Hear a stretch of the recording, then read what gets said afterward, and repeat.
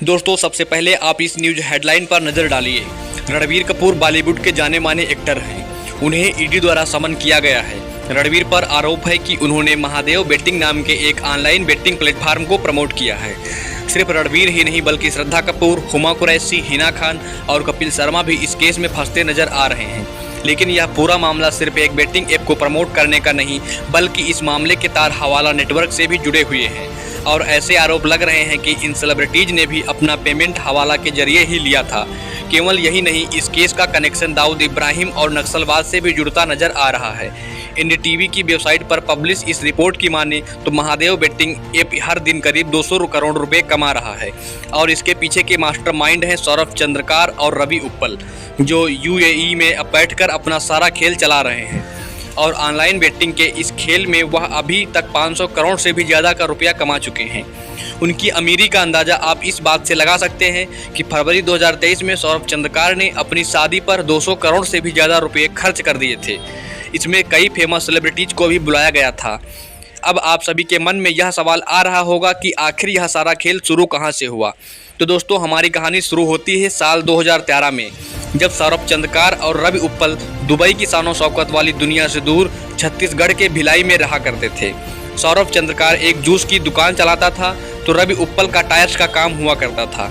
यह दोनों दिन भर मेहनत करके जो भी पैसे कमाते उसमें थोड़ा पैसा अपने पास बचाकर सारा अपने परिवार को भेज दिया करते थे।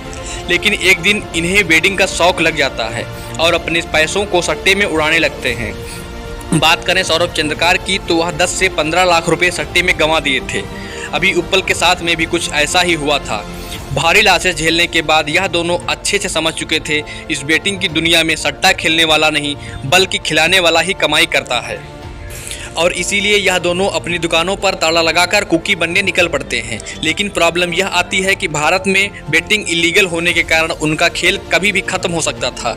सौरभ और रवि इसका तोड़ निकालकर दुबई पहुंच जाते हैं, जहां ना तो बेटिंग पर कोई बैन है और वहां बैठकर वह ग्लोबल लेवल पर अपनी बैटिंग को चला सकते थे। इन दोनों ने अपने शैतानी दिमाग को दौड़ाते हैं और साल 2016-17 में अपने महादेव वेडिंग ऐप को लॉन्च कर देते हैं। दोस्तों पहली बार इस ऐप का नाम सुनकर किसी को भी यह लगेगा कि शायद यह कोई रिलीजियस ऐप है, लेकिन सच्चाई इसके बिल्कुल अलग थी। एक्चुअली यह एक बेटिंग प्लेटफार्म है। यहाँ पर 500 से भी बेटिंग शुरू कर सकते हैं।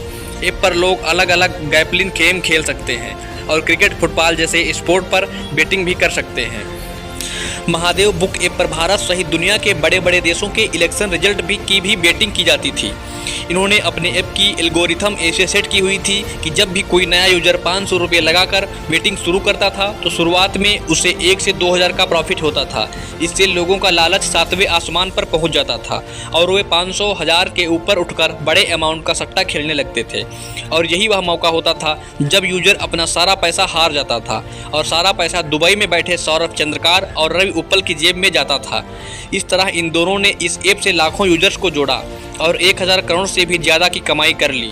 इस पैसे की मदद से इन्होंने रेड्डी अन्ना और एयरप्ले.com जैसी दूसरी बेटिंग ऐप को भी एक्वायर कर लिया। लेकिन इनका लालच यहीं पर ख़त्म नहीं हुआ। इन्होंने महादेव बेटिंग ऐप की फ्रेंचाइजी बांटना भी शुरू कर दिया। जी हाँ दोस्तों, अभी तक आपने MBA चाय वाला और मैकडॉवेल जैसी कंपनी और इसके फ्रेंचाइजीज बिजनेस के बारे में सुना होगा, लेकिन सौरभ और रवि उप्पल ने इस बिजनेस मॉडल को बेटिंग की दुनिया में भी लॉन्च कर दिया। यह मैं नहीं बल्कि हमारे देश का ईडी कह रहा है। 70-30 के प्रॉफिट रेशियो में अपनी फ्रेंचाइजी को सेल करते हैं। भारत, पाकिस्तान, श्रीलंका और बांग्लादेश में बैठे कुकीज इन फ्रेंचाइजी को लेकर नए यूजर्स को ऐड करते हैं और अपनी लोकल एरिया में खुलेआम बेटिंग करते हैं। दूसरे शब्दों में कहें तो यह बेटिंग का गंदा खेल चलाने के लिए मोहरे पॉइंट किए जाते थे। खुद यूएई में बैठकर अपनी जगह भरा रहे थे। इन लोकल कुकीज को मैनेज करने के लिए भी उन्होंने ऊपर लोग लगाए हुए थे और उनके ऊपर भी कई लोग बैठे थे। मतलब यह सिस्टम इतना गहरा बन चुका था कि अगर कोई कुकीज पकड़ा भी जाता तो पुलिस और इन्वेस्टिगेशन एजेंसी इन तक कभी पहुंच नहीं सकती थी। यह सब सुनने के बाद अब आप यह जरूर सोच रहे होंगे कि आखिर इतने हजारों करोड़ों की पेमेंट इन तक पहुंचती कैसे थी।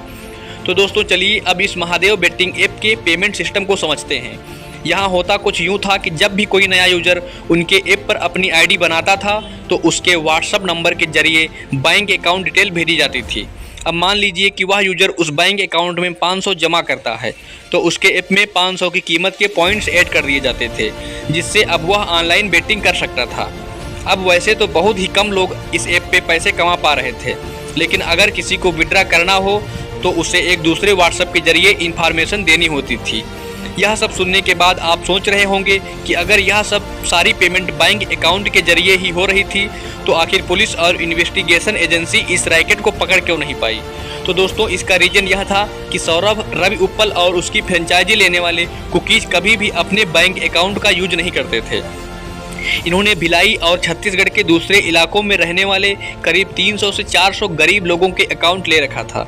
इसके लिए उन्हें हर महीने 4000 रुपये दिए जाते थे। बाद में इस पेमेंट को हवाला के जरिए भारत से दुबई भेज दिया जाता था। किसी को कानों कान भनक नहीं होती थी।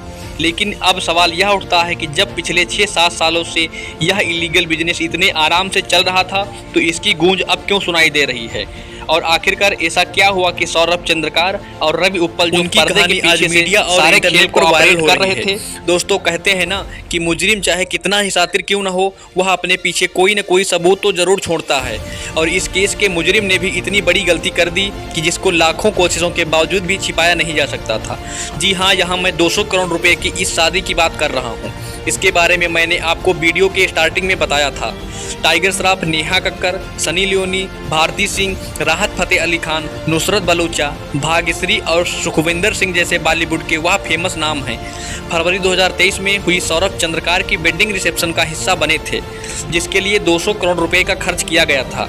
अब अंबानी अडानी परिवार की वेडिंग होती तो कोई हजम भी कर सकता था, लेकिन एक जूस बेचने वाला जो समाज की नज़रों में नौकरी की तलाश में दुबई गया था, उसके पास इतना पैसा कहां से आया।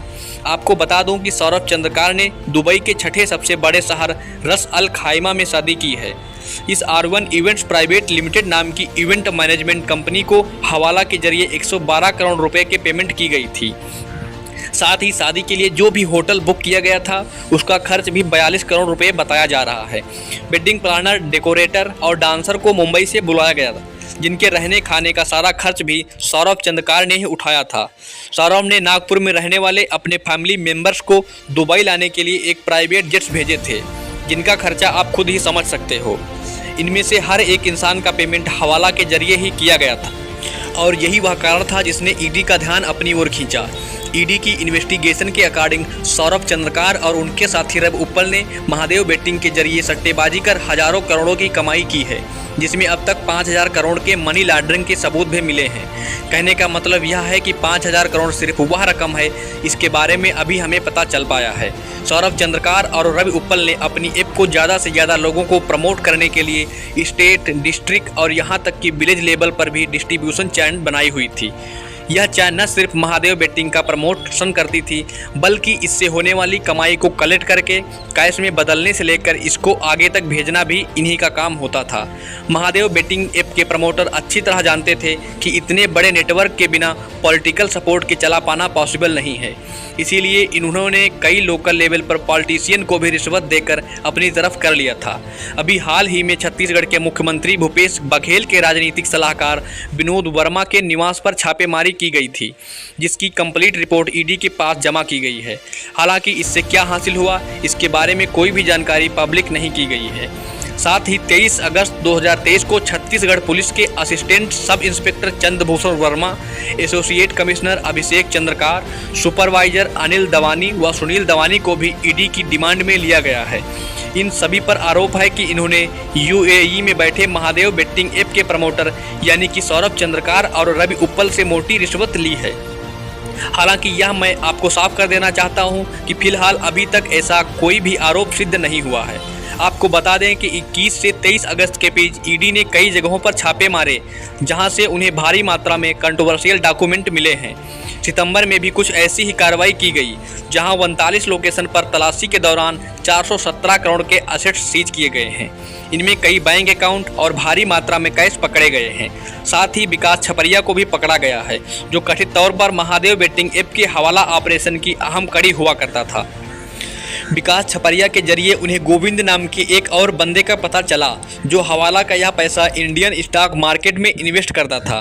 क्योंकि हवाला के इस पैसे से भारत के स्टॉक मार्केट में इन्वेस्ट किया गया था, तो हो सकता है कि आने वाले दिनों में इस केस में सेबी यानी कि securities and exchange board of India का इन्वॉल्वमेंट भी देखने को मिले।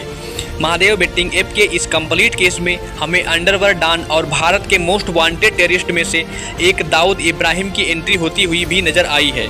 इस बात का पता हमें उस समय चला जब गैंगस्टर लॉरेंस बिश्नोई ने वसूली के लिए सौरभ चंद्रकार को कॉल किया था और सामने से यह कहा गया कि उनके कनेक्शन दाऊद इब्राहिम के साथ हैं। ईडी की तलाश में भी कुछ ऐसी ही बातें सामने आई हैं। छत्तीसगढ़ के कई इलाके ऐसे हैं जहां नक्सलवाद की जड़ें बहुत ज़्यादा मजबूत हैं। ऐसे में यह भी प्रयास लगाए जा रहे हैं कि हवाला के इस पैसे से कहीं न कहीं नक्सलवादियों की मदद की जा रही है। लेकिन अब सवाल यह है कि इन सभी चीज़ों के मास्टरमाइंड सौरभ चंद्रकार और रवि उप्पल को पकड़ने के लिए आखिर क्या कदम उठाए गए हैं। आपको बता दें कि छत्तीसगढ़ में इन दोनों के खिलाफ एफआईआर दर्ज की जा चुकी है, जिसके आधार पर ईडी ने इनको पकड़ने के लिए इंटर कोर्ट की मदद मांगी है। ऐसा माना जा रहा है कि सौरभ चंद्रकार दुबई में कहीं छिपा हुआ है, तो रवि उप्पल फिलहाल श्रीलंका में है। यह कोई नहीं जानता कि इस केस में अभी कितने मोड़ आने वाले हैं। महादेव बेटिंग ऐप की यह कंट्रोवर्सी क्राइम की दुनिया में कितनी गहरे जाने वाली है। बाकी आप इस स्कैम के बारे में क्या सोचते हैं, हमें कमेंट करके ज़रूर बताएं।